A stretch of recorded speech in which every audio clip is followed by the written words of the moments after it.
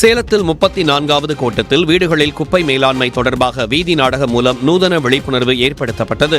எனது குப்பை எனது பொறுப்பு என்ற பெயரில் நடத்தப்பட்ட இந்த நிகழ்ச்சியில் சாக்கடைகளில் குப்பைகளை வீசக்கூடாது, பிளாஸ்டிக் பைகளை பயன்படுத்தக்கூடாது என பாடல் நாடகம் மூலம் விழிப்புணர்வு ஏற்படுத்தப்பட்டது.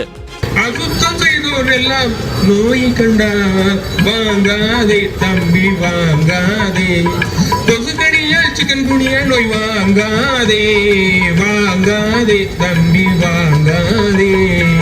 நாங்க இங்க வீட்டை பெருக்கி குப்பையெல்லாம் எடுத்து விட டிச்சில போட்டுட்டு இருக்கேங்க. டிச்சில போடாதம்மா, நடு ஊர்ல உட்கார்றேன் அம்மா, தலையில போட்டு. என்னங்க இப்படி சொல்றீங்க? மா, குப்பையை பெருக்கி டிச்சில போடுறது ஒண்ணுதான், நம்ம தலையில நாமளே குப்பையை போட்டுக்கிறது ஒண்ணுதான்.